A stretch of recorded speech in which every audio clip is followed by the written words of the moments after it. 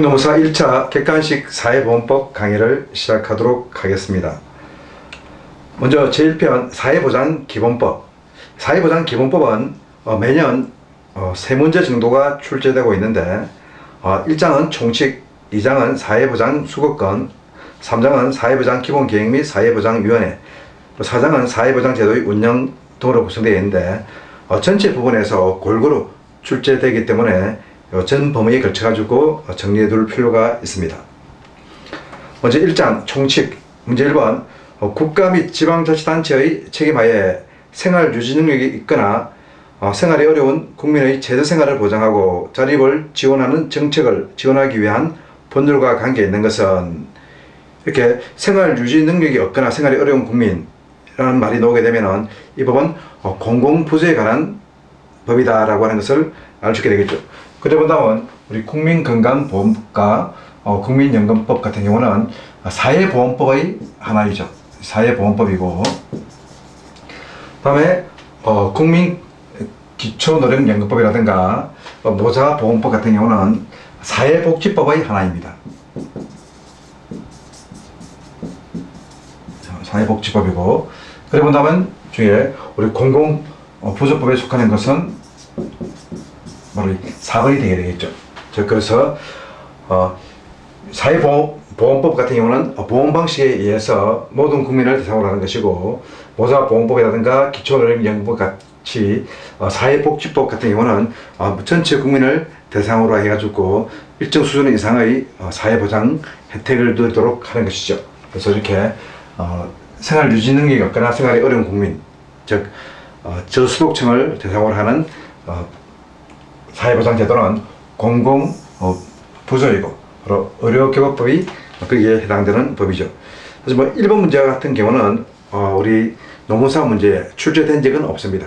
우리 이때까지 노무사 문제 같은 경우는 기본 사회보장 기본 법률이라든가 또는 산재보험법, 다음에 고용보험법, 국민건강보험법, 이런 각종 구체적인 법률 규정을 가지고 시험 문제에 나왔지, 이런 이론적인 부분은 이때까지는 나온 적은 없습니다. 그렇지만 이런 부분들도 당연히 시험 범위에 포함된다라고 보고 기본적으로 1번과 2번 같은 이런 문제들도 내용을 알아둬야 됩니다.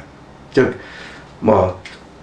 시험 문제만 철저히 공부한다면은 그냥 암기식으로 법률에 나오는 내용만 공부해야 되겠지만, 기본적으로 어떤 이론적인 부분을 바탕으로 해서 공부하는 것이 실무에, 즉 실질적인 시험에 도움이 되고, 또 이런 문제도 나온 적은 없지만 언제든지 나올 수 있기 때문에 1번, 2번 같은 문제도 여러분들이 알아둘 필요성은 있습니다.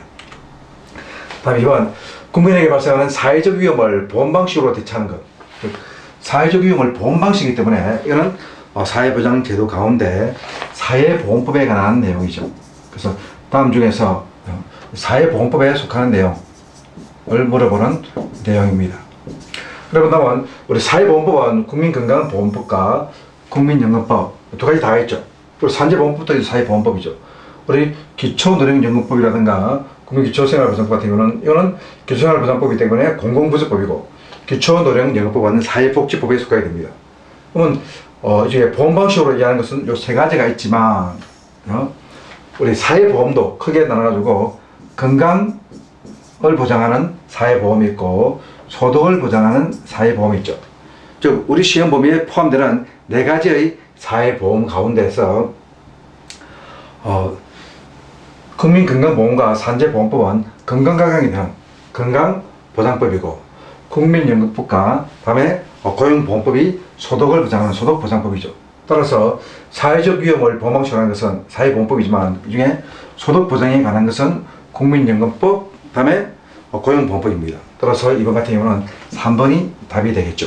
그래서 바로 이런 식의 문제도 사회적 위험을 보험방식으로 대처하는 것 같은 경우는 사회보험이다 하는 것이 우리 사회보장기본법의 법률 내용인데, 이걸 직접적으로 물어보는 문제가 나올 수도 있지만 이렇게 약간 에둘러서 물어보는 문제가 충분히 나올 수 있기 때문에 이런 문제, 1번과 2번 같은 이런 문제를 한번 만들어 보았습니다. 그래서 이런 내용들도 알아두는 것이 우리가 사회보험에 관한 객관식 문제를 완벽하게 대응하는 방법일 것입니다.